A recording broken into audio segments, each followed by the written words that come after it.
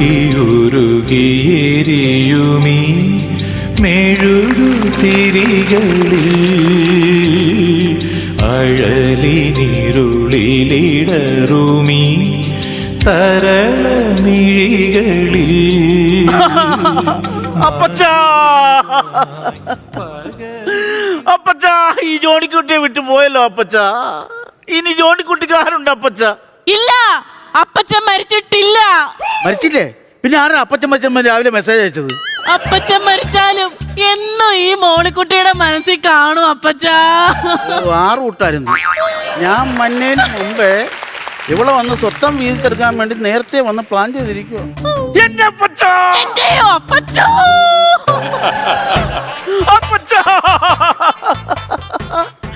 മരിക്കുന്നതിന് തൊട്ടു മുമ്പ് ഫോൺ ചെയ്തിട്ട് മോനെ ജോണിക്കുട്ടി, ഞാൻ മരിച്ചതിന് ശേഷം ഈ വീടും പറമ്പും നീ എഴുതിയെടുത്തോണം എന്ന് പറഞ്ഞു കളഞ്ഞല്ലോ അപ്പച്ച. സംസാരശേഷി ഇല്ലാതെ ഐസിയിൽ കിടന്ന അപ്പച്ചൻ ചേട്ടായി വിളിച്ചു പറയുമല്ലായിരുന്നു. എനിക്കിപ്പോഴാ ഓർമ്മ വന്നത്. ടെക്സ്റ്റ് മെസ്സേജ് അയക്കുമായിരുന്നു. മരണക്കിടക്കേക്കെന്നും ടെക്സ്റ്റ് മെസ്സേജ് അയച്ചല്ലോ അപ്പച്ച. കയ്യും കാലും തളർന്നു കിടന്ന അപ്പച്ചൻ ചേട്ടായിക്ക് ടെക്സ്റ്റ് മെസ്സേജ്. വട്ടം പൊളിയുവാണല്ലോ അപ്പച്ചൻ. ഇപ്പോഴല്ലേ ഞാൻ ഓർത്തത്. ടെക്സ്റ്റ് മെസ്സേജ് അയക്കുമല്ലായിരുന്നു. പിന്നെ ഹോം നേഴ്സ് സൗദാമിനെ കൊണ്ട് എന്നെ വിളിച്ച് സൗദാമിനെ കൊണ്ട് പറയിക്കുമായിരുന്നു. ഹോം നേഴ്സ് സൗദാമിനോട് പറഞ്ഞ് മോനെ ജോണിക്കുട്ടി, നീ വീടും പറമ്പ് നീ തന്നെ എടുത്തോണമെന്ന് പറഞ്ഞ് കളഞ്ഞല്ലോ അപ്പച്ച. പറഞ്ഞു ഹോം നേഴ്സ് സൗദാമിനെ കൊണ്ട് എന്നെയും വിളിപ്പിച്ചല്ലോ അപ്പച്ച. ചേട്ടായി കട്ട് ചെയ്ത ഉടനെ എനിക്ക് കോള് വന്നായിരുന്നു. സൗദാമിനെ ഇട്ട് കൊടുത്തപ്പോ അവൾ അതിൽ പിടിച്ച് കയറിയാണ്. എന്ത് പറഞ്ഞു? വീടും പറമ്പും ജോണിക്കുട്ടിക്ക് കൊടുത്തു, പക്ഷെ പെട്രോൾ പമ്പും ബാങ്കും അത് മോളെ മോളിക്കുട്ടി നീ തന്നെ നോക്കണമെന്ന് പറഞ്ഞല്ലോ. പോയല്ലോ അപ്പച്ചനാണോ? പെട്രോൾ പമ്പും ബാങ്കും പോയല്ലോ. അപ്പച്ചൻ പോയല്ലോ. അയ്യോ, എന്നാ ഞാനിത് സത്യം പറയാം. എന്താ സത്യത്തെ അപ്പച്ചൻ എന്നെ വിളിച്ചില്ലായിരുന്നു. പക്ഷെ എന്നെ വിളിച്ചായിരുന്നു കേട്ടോ. അങ്ങനെ പറയരുത്, അങ്ങനെ പറയരുത്. ഞാൻ വിളിച്ചിട്ടില്ലെന്ന് പറഞ്ഞാൽ നീയും വിളിച്ചിട്ടില്ലെന്ന് പറയണം. അതാണ് ഹീറോയിസം. ഇല്ല, എന്നെ വിളിച്ചായിരുന്നു. സത്യമായിട്ട് എന്നെ വിളിച്ചായിരുന്നു. എന്നിട്ട് പറഞ്ഞു ബാങ്കും പെട്രോൾ പമ്പും മോളെ എടുത്തോളന്ന് പറഞ്ഞായിരുന്നു. എടി മോളിക്കുട്ടിക്ക് നിനക്ക് നാണോട്ടടി. എന്താ നീ ഇപ്പൊ കയറി വന്ന് അധികാരം ചോദിക്കാനായിട്ട്?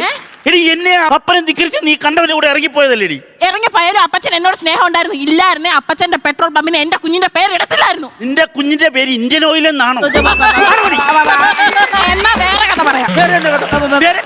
സത്യം പറയാം, വേറെ സത്യം ഞാൻ പറയും. സത്യം പറ. അപ്പച്ചനോട് എനിക്കുള്ള സ്നേഹം കൊണ്ടാണ് എന്റെ കുഞ്ഞിന് അപ്പച്ചന്റെ പേരിട്ടത്. നിന്റെ കുഞ്ഞ് പെൺകുഞ്ഞല്ലേടി? നിന്റെ പെൺകുഞ്ഞിന്റെ പേര് അവറാൻ എന്നാണോ? അല്ല, അവറാൻ മോൾ. അവറാൻ മോളോ?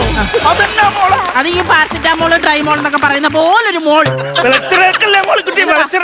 എന്താ എടി നിനക്ക് അപ്പച്ചനോട് എന്തെങ്കിലും സ്നേഹം ഉണ്ടായിരുന്നെങ്കിൽ അങ്ങനെ ജീവിച്ചിരുന്നപ്പോ നീ തുള്ളി വെള്ളം കൊടുത്തിട്ടുണ്ടോ? അയ്യോ എന്റെ കർത്താവേ, ഞാനിത് എന്തോ കേൾക്കുന്ന തുള്ളി വെള്ളം ഞാൻ കൊടുത്തിട്ടുണ്ടെന്ന് നാട്ടുകാരെ നിങ്ങൾ ഓരോരുത്തരും കേൾക്കണം. ഞാൻ വീട്ടിൽ മീൻ മേടിച്ചോണ്ടെന്ന് അറിഞ്ഞ അപ്പ ഓടി വരും എന്റെ വീട്ടിൽ അപ്പച്ചൻ. മീൻ മേടിച്ചെന്ന് പറഞ്ഞാൽ ഓടി വരാൻ ഇരിക്കണം കണ്ടാമ്പൂച്ചയാണ്. അല്ല, അത്രയ്ക്ക് സ്നേഹം ഉണ്ടായിരുന്നു അപ്പച്ചനോട്. സ്നേഹത്തിന്റെ കാര്യം നീ പറയലും. കൂടുതൽ സംസാരിക്കല്ലേ. നമ്മുടെ കുടുംബ വക്കീൽ ഇങ്ങോട്ട് വരട്ടെ. എന്നിട്ട് തീരുമാനിക്കാം. ഒരപ്പം മരിച്ചപ്പോ മകള് കയറി വന്നേക്കണം കണ്ടോ? ഫാഷൻ പരേഡിന് വന്ന വഴിക്ക്. ഇതാണോടി നീ അപ്പന്റെ മരണത്തിന് വന്നാണോ കല്യാണത്തിന് വന്നാണോ? ചേട്ടാ അത് എന്താണെന്നറിയാമോ? ഞാൻ ഇവിടുന്ന് ചാടി പോയതല്ലേ. അപ്പൊ അന്ന് മെനക്ക് ഒരുങ്ങാനോ വീഡിയോക്ക് പോസ്റ്റ് ചെയ്യാനോ പറ്റിയില്ല. പക്ഷെ ഈ മരണം അത് ഞാൻ ഷൈൻ ചെയ്യും.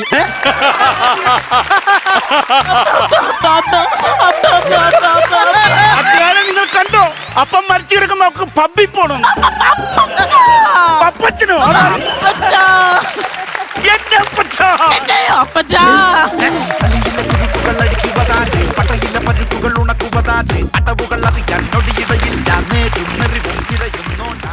ജോണിക്കുട്ടി എപ്പ എടുക്കാനാ പ്ലാൻ? 10 മണി കഴിഞ്ഞാൽ എപ്പോ വേണം എടുക്കാം. അതുവരെ പോകേണ്ട കാര്യമുണ്ടോ? നമുക്കൊരു 9:30 എടുക്കാൻ പാടില്ലേ? 9:30 എടുത്താൽ ബ്ലാക്കിൽ എടുക്കണ വരും. വിവരയിലെ കൂടുതൽ പൈസ കൊടുക്കേണ്ടി വരും. ബ്രാൻഡ് മേടിക്കുന്ന കാര്യമല്ല ചോദിച്ചത്. നിന്റെ അപ്പന്റെ ബോഡി എപ്പ എടുക്കുന്ന ചോദിച്ചത്. ഒരു കാര്യം ആങ്ങളോടും പെങ്ങളോടും ഞാൻ പറയാൻ കേട്ടോ. ഇങ്ങോട്ട് വന്നപ്പോ പുറത്തുനിന്ന് നോക്കിയപ്പോ നല്ലൊന്നാന്തരം മരണം നടന്ന ഒരു വീടാന്നുള്ള ഫീൽ ഇല്ല. എന്നോടാ എന്റെ അപ്പച്ചൻ പോയല്ലോ. ഇപ്പോഴാണ് അത് മനസ്സിലായത്. വക്കീലിപ്പഴല്ലേ ഓർപ്പിച്ചത്. എന്നാ അത്? പിന്നെ വക്കീലെ പറഞ്ഞു വന്ന കാര്യം, അപ്പൊ ഫീലോ? ഉള്ളിലുണ്ട്, ഇടയ്ക്കിടയ്ക്ക് ആവശ്യമുള്ളപ്പോ എടുത്താ മതി. ഞാൻ ഇവിടുന്ന് ചാടിപ്പോയതുകൊണ്ട് സ്ത്രീധനത്തിന്റെ പേര് ഇവർ എനിക്കൊന്നും തന്നിട്ടില്ല.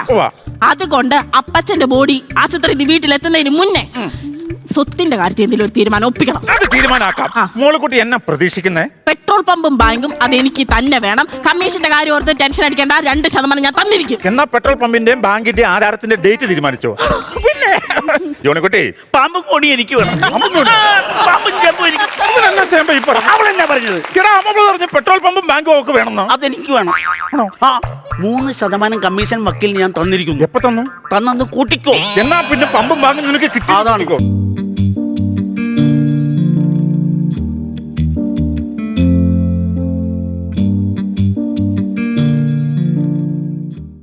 Rega, rega, maga,